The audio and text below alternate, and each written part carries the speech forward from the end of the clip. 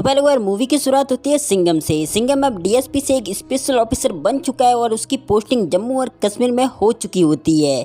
एक दिन क्या होता है, उसका वहाँ पर काम होता है सभी फोर्स को तैयार करना और अच्छे अच्छे ऑफिसरों को बनाना। एक दिन ऐसे ही सिंघम है जम्मू और कश्मीर में पेट्रोलिंग कर रहा होता है और अचानक से उसके ऊपर 3 या 4 बाइकर्स अटैक कर देते हैं।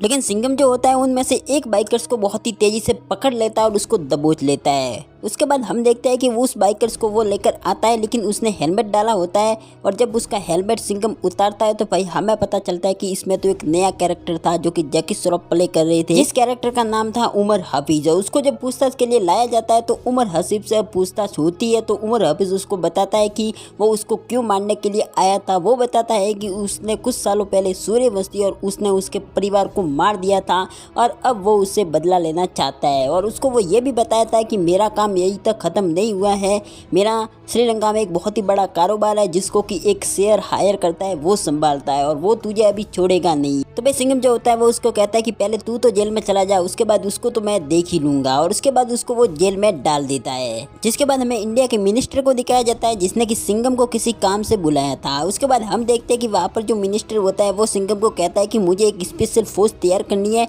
जो कि श्रीलंका में ऑपरेट करेगी और वहाँ पर कुछ ड्रग्स वग्स का धंधा चल रहा है और उसको बंद करवाएगी। तो भाई सिंघम उसको कहता है कि कोई बात नहीं, हम ऐसा तैयार करेंगे और वो कुछ पाल उसके बाद वो 4-5 लोगों की टीम को तैयार करता है और उसके बाद उसका नाम रख देता है शिवा स्क्वाड। उसके बाद हम देखते हैं कि 2 साल बाद हमें दिखाया जाता है सिंघम की पत्नी अवनी को।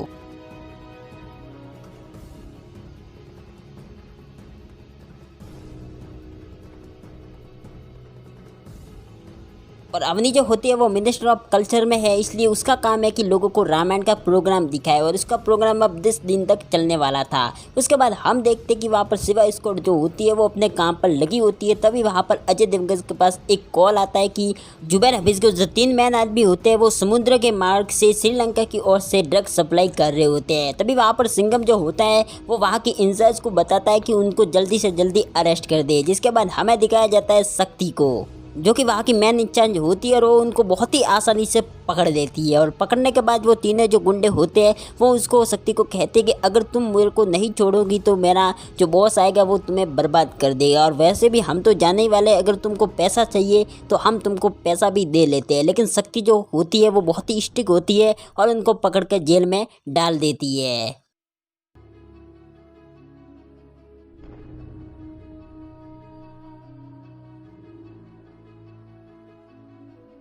और उसके बाद रात हो जाती है और जैसे ही रात होती है वहाँ पर जुबैर खुद आ जाता है और उसके कुछ आदमियों को लेकर। उसके बाद वहाँ पर वो बहुत ढेर सारे पुलिस वाले को मार देता है और उन तीनों को बचाकर वहाँ से ले जाता है। उसके बाद वहाँ पर हमें शक्ति को दिखाया जाता है जो कि सिंघम के पास आती है और उससे बहुत ही ज़्यादा गिल्ट फील कर रही होती है कि उसने उसको बचा नहीं पाए और वो उसका काम कर नहीं पाए। उसके बाद हम देखते हैं कि वहाँ पर अवनी को जो कि अपना प्रोग्राम कर रही होती है और सिंघम ने वहाँ पर मेन जो ऑफिसर्स होते हैं दया और एक और थानेदार को वहाँ पर लगाया होता है उसकी सिक्योरिटी के लिए। लेकिन वहाँ पर अचानक से हम देखते हैं कि दया के पास एक कॉल आता है जिसकी वजह से वो वहाँ से चला जाता है और एक ऑफिसर को उसके पास छोड़कर चला जाता है कि भाई उसकी रक्षा करे, यानी कि उसका सिक्योरिटी गार्ड बनकर रहे।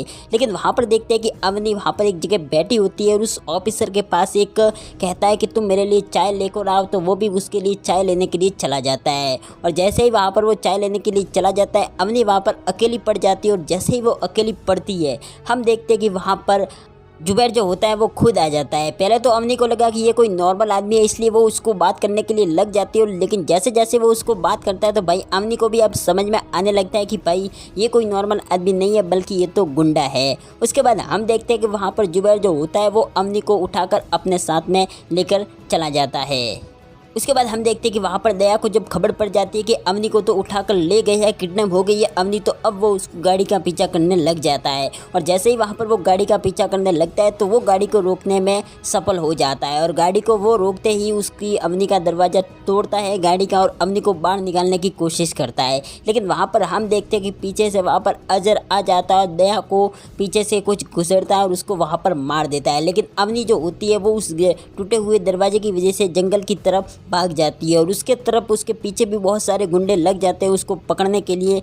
तभी वहाँ पर उस एक और नए कैरेक्टर की एंट्री होती है जो कि होता है ऑफिसर ऑफिसर सत्या की। और सत्या जो होता है वो अवनी को बचाने की पूरी कोशिश करता है और वो जुबैर को बहुत सारे गुंडे को मार भी गिराता है और वो उसको बचाकर अपने कबीले में लेकर चला जाता था। लेकिन भाई जुबैर तो जुबैर है, उसको किडनैप करना तो भाई करना था। इस वजह से वो वहाँ पर सत्या के जो कबीले होते हैं उस पर भी अटैक कर देता है और अवनी को वहाँ से भी उठाकर लेकर चला जाता है। और बाद में जो सत्या होता है उसके ऊपर बहुत सारे गुंडे भेज देता है। लेकिन वहाँ पर हम देखते हैं कि उस सत्या को बचाने के लिए सिंघम की एंट्री होती है और सिंघम और दोनों मिलकर उन गुंडों को तो मार गिराते हैं। लेकिन वहाँ पर गुंडों को मार गिराने का कोई फायदा नहीं था, क्योंकि भाई अवनी को तो अब जुबैर अपने श्रीलंका ले गया था, वो भी किसी शिप की मदद से। उसके बाद हम देखते हैं कि वहाँ पर अगले दिन सिंघम के ऊपर एक कॉल आता है जो कि जुबैर का होता है। जुबैर उससे कहता है कि अगर तुझे अवनी सही सलामत चाहिए तो मेरे जो दादा है उनको सही सलामत छोड़ दे, क्योंकि उसके दादा तो आपको पता ही होगा कौन है, जो कि थे उमर हाफिज। उसके बाद सिंघम उनको ये कह देता है कि अगर तुम्हारे दादा को तुमको सही सलामत चाहिए तो पहले मुझे अवनी को देखना पड़ेगा। लेकिन अवनी को देखने के लिए वहाँ पर जुबैर जो होता है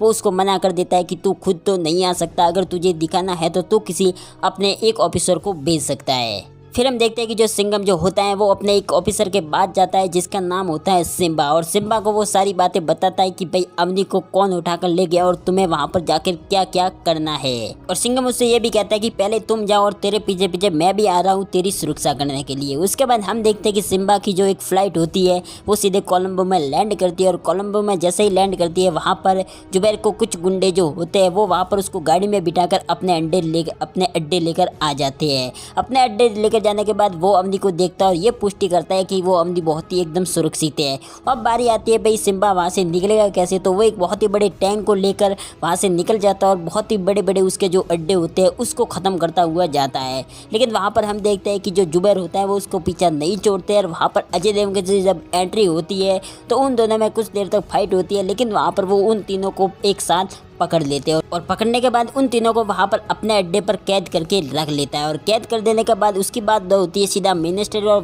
मिनिस्टर से वो कहता है कि मुझे मेरे दादा चाहिए, और वहाँ पर मिनिस्टर उससे कहता है कि मैं तुम्हारे दादा को छोड़ रहा हूँ, और साथ में वो ये भी कहता है कि मुझे सूर्यवंशी भी चाहिए। अगले दिन हम देखते हैं कि वहाँ पर शक्ति और बहुत सारे जो ऑफिसर होते हैं वो वहाँ पर सिंघम को बचाने के लिए आ जाते हैं। फिर वहाँ पर एक बहुत ही बड़ा बॉम्ब ब्लास्ट होता है और एंट्री होती है सूर्यवंशी की। उसके बाद हम देखते हैं कि वहाँ पर सभी जो ऑफिसर होते हैं वहाँ पर अवनी को बचाकर लेकर चले जाते हैं, और अवनी को जैसे ही बचाते हैं उसके बाद वो इंडिया में आ जाते हैं, और उमर हाफिज की जो फ्लाइट होती है जो कि उसको लेकर आ रही होती है उसको भी वापस इंडिया भेज देती है। और अगले दिन हम देखते हैं कि सिंघम जैसे ही अपने ऑफिसर में बैठा होता है तभी वहाँ पर हमें दिखाया जाता है एक कैमियो को जो कि सल्लू भाई का था, और सल्लू भाई कहते हैं कि सुलबुल पांडे लोडिंग सून। इसका मतलब भाई ये साफ साफ है कि रोहित भाई है वो एक और नई मूवी बनाने वाला है सुलबुल पांडे के पार। ऐसी कुछ मूवीज